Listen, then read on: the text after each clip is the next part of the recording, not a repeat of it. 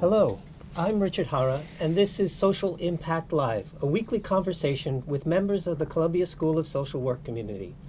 I'm pleased to welcome to the program today Dr. Allen Zweben. Dr. Zweben is an expert in areas related to addiction medicine, particularly research on innovative assessment and treatment approaches for substance use problems. From 1975 to 1986, Dr. Zweben served as Director of Psychosocial Intervention Research at the Addiction Research Foundation and as an Associate Professor at the University of Toronto.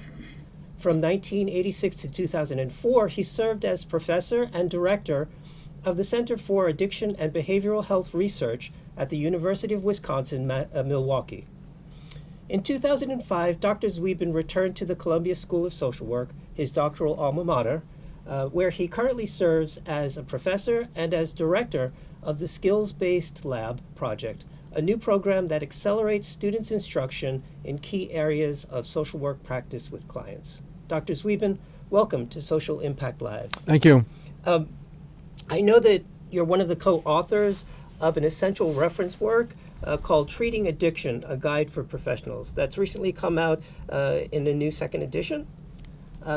Before we go into the contents of this new edition, I'm going to ask you a question, but before that, I want to remind our viewers today that we'll be finishing at 12:30. So if you have questions, get them in early so that we can get to them for the last 10 minutes of the program. So thanks very much. Okay, and now my question. How did you get into the work on treating addictions? Well, I finished my doctoral program here in 77, and I was looking for some work, and actually I was not that much interested. I had worked in addictions before, but Canada at that time was opening up new programs and was very sort of innovative, and they were a little advertising for more of a public health approach, and they wanted social workers to become more involved in the field. The field often was predominated by people who were recovering, and most of the practice wasn't very evidence-based. It was more based on a more ideological model, which is nothing wrong with it, but it wasn't really based on science. And the Addiction Research Foundation was a premier research organization, and they had money from the government to begin to look at evidence-based treatment. And so they invited me to become the director of the psychosocial intervention research and head of social work to begin to develop evidence-based research. And that's got my interest in that process. That's where I started from. So, and is it at that point that you turned to motivational interviewing as an appropriate way to treat addictions? That's a good question. There was no such thing as motivational interviewing in 1975. Yeah. And actually, it wasn't even a mentioning until about 1988 when we began doing some research. So what we did have is that people were coming in, and about 75% of the people didn't stay more than 4 sessions. And nobody could really understand why people were dropping out. They weren't showing up. And so a lot of the burden was placed on these clients. They weren't motivated. They weren't interested. They really needed to be to hit bottom first, which was a very pejorative way of dealing with people with addiction problems. So it was implicitly punitive. And so when I took over the social work department, I wasn't satisfied that people were dropping out and so much, and I said something we could do differently. And at first there was a lot of resistance to it because the common belief was that these people were really not amenable to help unless they had really suffered and so on. So you had to wait. Somebody came in and they dropped out, and they said, well, he's got to go out and experience pain and hardships and so on, and when he was desperate, he can come back to come into the program. Well, it didn't seem a very good way. I think it was felt it was very punitive, that approach, to do it. So I began to do some, what I call sort of pilot studies, trying to find out, asking people about what they wanted from treatment. And I asked the therapists what they wanted from treatment. And most of the clients were asking for very brief interventions, They didn't want to be attacked or be confronted. And most of the therapists had a different view. They felt that these patients really needed to be confronted with their problems, and they felt they should be in long-term treatment. So there was a disparity between what the therapist was seeing and what the patients were experiencing. And so I said to myself and some in my group, why don't we just try to do something different and maybe try listening to what they're doing? Because it seems to me they were not so unmotivated, but they just didn't agree with what they were getting and how they were being treated. So that reaction gave me some impetus to begin to do something different. And over that time, I began to develop what I call some identified skills. And some of the skills were well known today. We didn't call it that. We called it intensive listening. Another skill what we had was listening, self-motivational statements, and today we call it change talk. And so we're developing, actually I saw a tape of mine in '84 at the Addiction Research Foundation. I can't look at myself anymore. But at '84, you'd see a lot of those techniques that they call motivational interviewing being done today. And so, to make a long story short, that's where I began this process of doing something differently. We call it in those days, actually there's an article out called Facilitative Strategies. And that's, in 1988, I met Bill Miller, and that's another story. That's another goes on. So what you're saying is that initially, well, it used to be that the actual treatment approach was creating problems for people in terms of sticking with treatment and so on. So you tried to remove that part of it, support clients in their autonomy and developing their own reasons to change and participate in treatment and so on. So, and now it sort of falls under this larger umbrella of motivational interviewing and as part of the treatment for addiction. So in terms of the handbook, the first edition came out approximately when? 2011. 2011, and here we are 2019. You've got a second edition out now. So I'm not sure if you want to tell me what's changed. Well, the difference is that we have 5 new chapters. You've got 5 new chapters. So we added some other interventions like mindfulness meditation, contingency management, and so on. So we added other chapter called Stuff That Comes Up that we felt that there was something happening in treatment people got to pay more attention to, like people coming intoxicated and things like that. And so we took 5 new chapters and we rewrote the rest of the chapters, 25 chapters, and also added a section on implementation. And so that in many ways it's a rewritten book. It's revised but rewritten actually. The difference with this book is that over the last 5-6 years, a lot more information came out about motivational interviewing, MI. And so we incorporated some of the latest data on MI, and basically MI in this book is kind of a foundation for everything we do. So we do contingency management, we do it with an MI foundation. We do medication development, we have an MI. So you read every chapter and it goes back to the engaging skills, compassionate skills, collaborative skills, but everything we do, it's a much more kinder and gentler approach.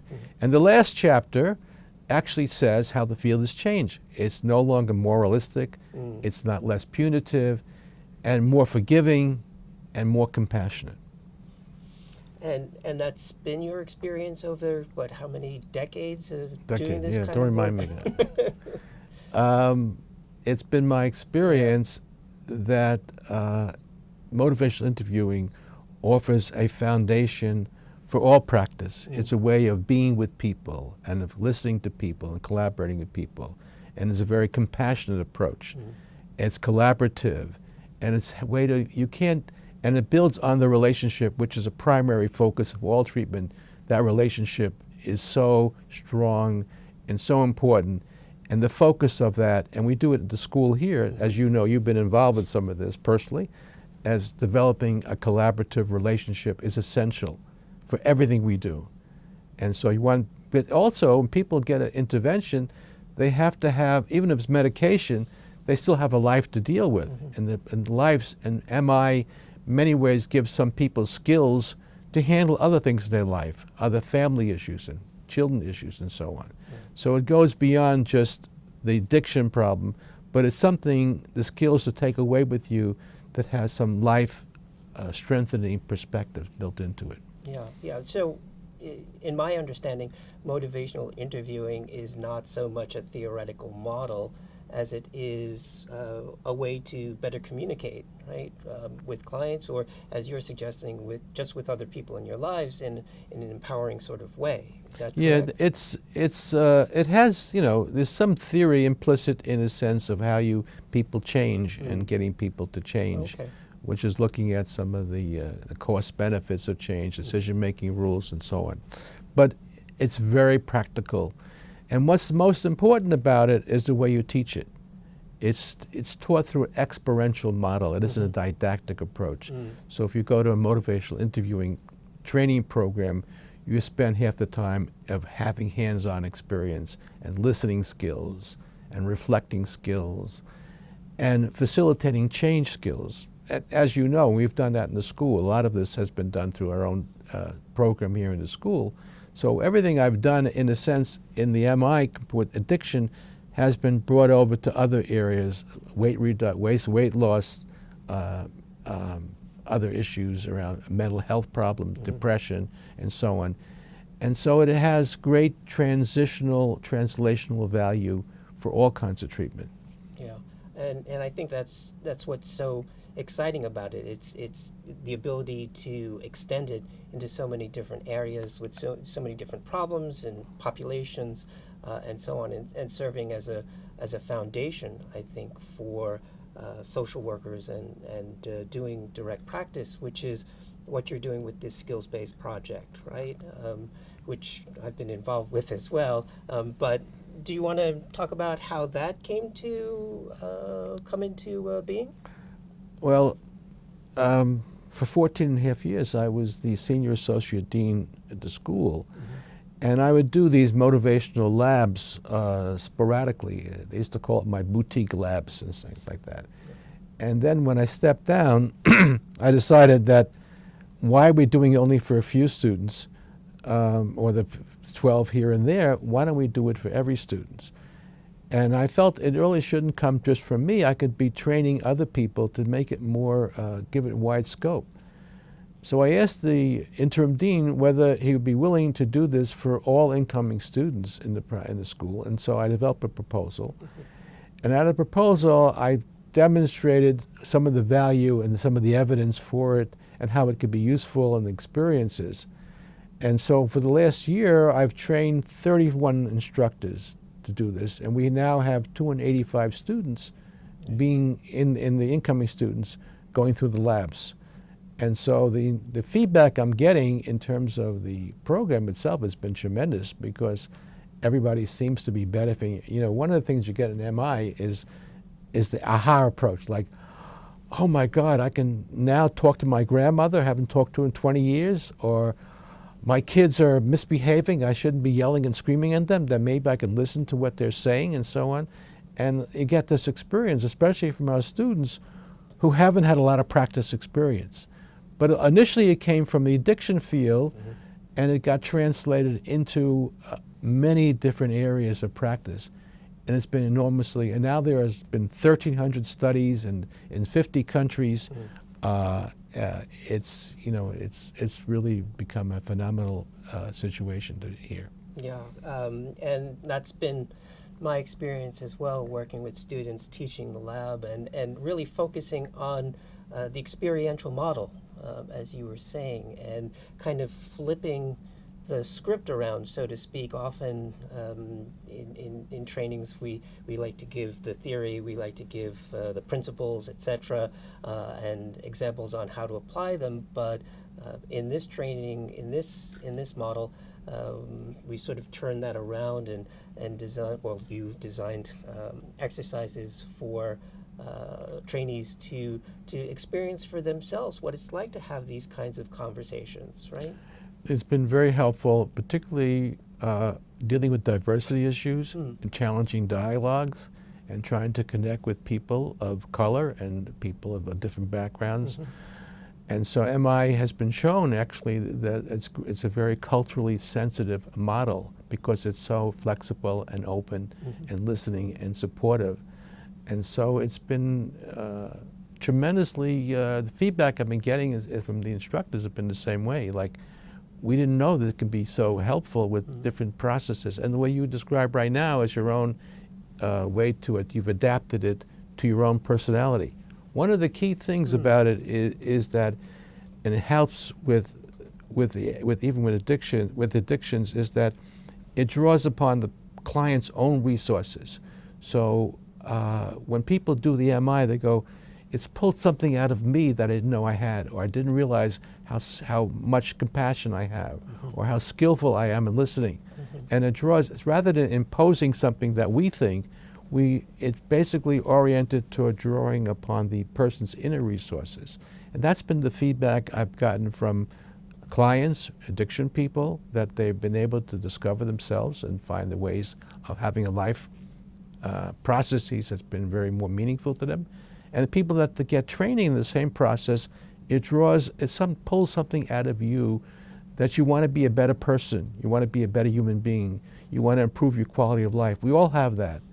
And what MI does is tries to draw upon that so they can build on those inner resources. Yeah, which makes it sound very psychodynamic in a way, doesn't it? I mean, you're talking about people and sort of developing insight and it's developing their own, trying to draw upon their own perspectives of who they are and what they are. And we don't interpret in many ways is almost patronizing and condescending, that you were feeling this way. We say, what are you doing? Where are you? What's been helpful to you? What are you experiencing right now? So it really is, it may sound interpretation, but basically all the information comes from you, and I'm just drawing that out of you and helping you deal with it in a different way. But it's not something we impose on somebody. Right. So, and you're not, sort of creating further resistance in the process, right? We don't even use the word resist. There's a lot of words we don't use. We don't want to use that word. We talk about sustained talk, which is nothing's happening and so on. We're not blaming anybody for that. We don't call it abuse, substance abuse. We call it substance use. Person's using too much. We don't say they're abusing, because it has a pejorative term to it. Words matter. So, thank you. Let me turn to questions from our audience. Can you explain further how motivational interviewing specifically treats addiction? It helps them to the process of engagement. A person who comes in may not be sure they have a problem. Usually they're often coming from some pressure from family and so on. So a person comes in and says, I don't know if I have a problem or not. And so a normal response was, what are you talking about? You've been drinking 20 years. The MI approach is, well, how do you see the issue? And they'll get them to talk about, so they have to own their own responsibility rather than impose that. The other issue has to do with harm reduction. You want to use the term. But not everybody wants to change the way you want them to change. And MI says, well, what kind of changes do you really want to make? And for some people, and this is understandable, they just prefer not to, punish his family with their drinking. So they decide that they may want to drink outside the house rather than have all the drinking in the house. And that's another way to deal with it, or having, using needles that are sterilized. And so the whole harm reduction approach is very consistent with an MI approach, because the client decides how they want to deal with it. And that becomes a step toward further change. Okay. Can MI prevent addiction once addictive behaviors are initially identified? Does it have a sort of preventive? Well, the word preventive means if they already started, they're not preventing, but it can intervene and facilitate some kind of change processes. And sometimes a person needs a number of things, that not just the MI in itself. It's not a panacea. For some people, they may need some further help with medicine and so on, but the MI plays a role, because how do they begin to understand that process? What are the side effects? So MI listens to some of the issues that may be taking medication, or say contingency management. You have other issues they want to do, but how do you get people to engage with other treatments? So MI is a foundation, but in fact, some of the evidence says MI works even better with other models together. It has even more of an impact. Okay. Would motivational interviewing be appropriate in the group treatment of people with addictive behaviors? Absolutely. Yeah. MI becomes useful for families, and I've done that with treatment. In many ways, the people in the group become sort of MI people themselves. They begin using some of the same skills that you're using. So often you teach the same skills that you use to group members and so on. It could be a family member that gives constructive feedback or good listening skills. So it can be translated to families, to groups, to communities, but the MI spirit, compassionate, autonomy, evoking change, is those skills go across all different networks and processes. Okay. Can the two of you demonstrate for us some of these MI techniques with Richard serving as the client? Richard and I have done that before, We've so done this no in problem. our I'm not sure we want to. We have time is gone. If you want to, I don't know. How do you? What brings you here today? Well, I've been thinking about trying to take better care of myself more generally, and I guess that would mean sort of jogging or eating healthy and things like that. So you're concerned about your health? Yeah. Seem pretty concerned. Getting at that age, yeah. Yeah. Can you tell me a little bit more about what you have been doing to improve your health? That's a good question. I'm trying to think if I've done anything positive lately. You know, it's really hard for me to think of something. It's hard. Yeah. Think back. I guess try to go out and walk with my dog as much as that's good. possible. So yeah. So that's a beginning. You've done some of that already. That's a beginning. That sounds good. Yeah. Yeah. There's other things you might consider doing that you've done in the past. Yeah. Well, I used to be fairly active doing different sports, but it just seems like I don't have time these days, and I'm afraid that at my age, if I hurt something, it's never gonna quite heal again. So yeah, So your age is getting in the way of trying to do certain things. It becomes Yeah. So yeah. I can go on with this. I can ask him some more questions. What I just did was give him some open-ended questions, and he shared, and then he said something, and I reflected back, and I gave him some affirmations I'm looking for to give him some support that he should continue talking. The idea is for him to engage with me, to continue talking, to feel free, to feel safe, to feel I'm the person that wants to help him. But there's actually some skills we can actually practice. We have exercises like tell me 4 or 5 things you value about yourself, and then I can summarize that and give you a bouquet of affirmations. And the important thing, I think, is also when we're doing this kind of exercises is what is it like to be on the receiving end? And I don't feel as if I'm sort of being interrogated. It's allowing me to sort of go at my own pace. When I struggle to come up with an answer there to your question, you were very good in sort of rephrasing and allowing me to just use my own creativity, right? Right. You are a knowledgeable MI person. Okay. I can say that. All right, then. Great. So hopefully that's helpful to people who wanted to see a demonstration. Next question, which screening tool do you recommend for a quick screen to be included in a reproductive healthcare medical history? I just finished chapter. Let me say a little bit about that. Maybe not answering the question directly. Okay. In MI, you give the people a bunch of instruments and so on. Often, it's probably not productive. It's usually good to listen and to reflect because the person's busy filling out the forms. If we use any screening tools, it's done afterwards, and that's usually. But the screening tools, most of the stuff in the screening tools, we can get through an MI interview. Like, what's happening with you? When did you take your last? We can do it in the process. The tool itself, in many ways, takes away, interferes with the rapport building process. So when the people get training by me, I say, what do you do in the first 10 minutes? They say, I'm filling out a bunch of forms and so on. Yeah. And the person sitting there already knows the problem they have. What they need is somebody to listen and to reflect what they're feeling. And so for MI process, we're not big on screening tools. You read the chapter on screening. I wrote the chapter with the screening tools. And it says something like, maybe you should wait before you give out screening tools, and then get the relationship and use it in the process of maybe it could be helpful or not. I'm not going to be saying that you got to do screening tools. Right.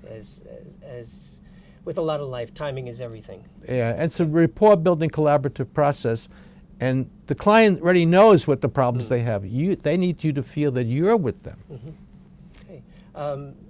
How do you work with shame in MI? We're not big on shame. Shame is really something, what do we call, MI inconsistent.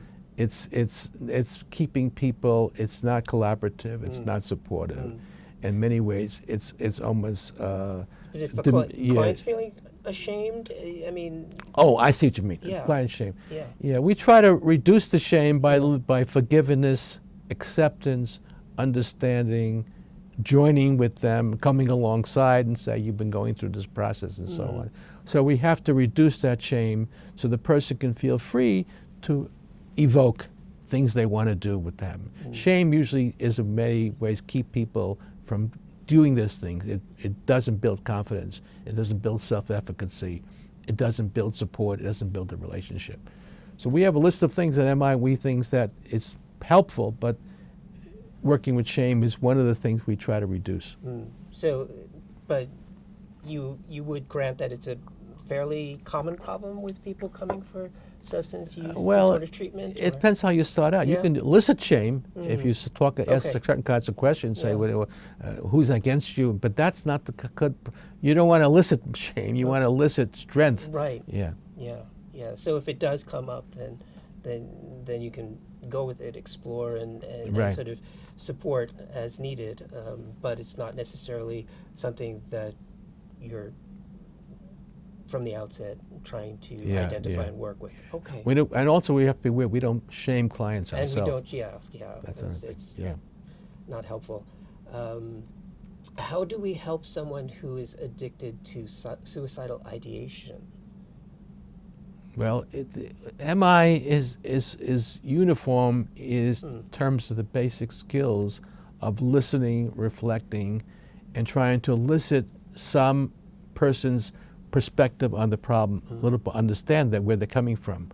But in itself may not be the answer, but once you elicit all the issues and so on, you may need to use medication, you may if it's needed, you may use other kinds of MI is not a panacea. Okay. It's facilitative and can be useful as independently, but it also could be used in conjunction with other models. Okay, all right.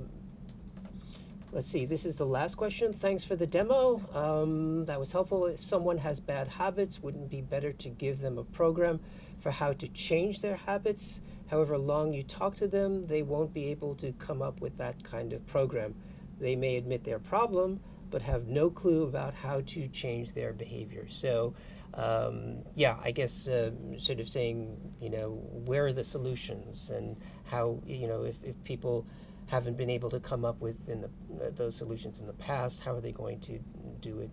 Well, if they don't come up with solutions, we sometimes have approach say, well, let me look at some of the other options. Clients need to feel it's an option. Okay. So if they don't have an option, you may ask them, can I provide you with some options? And some options might be to whatever that you think is appropriate for that particular problem. Could be some getting medication, could be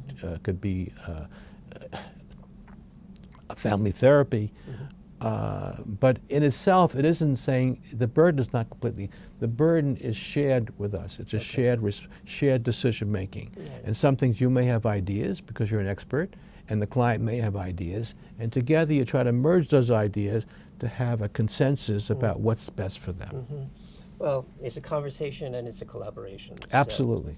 Well, that concludes today's episode. Thank you so much, Dr. Zweben, for joining us here today at Social Impact Live. We'll be joined next week by CSSW faculty member Amy Werman and Shlomo Avni to discuss the effectiveness of wilderness therapy with at-risk youth. So thanks to everyone for tuning in today, and looking forward to seeing you next week. Bye-bye now.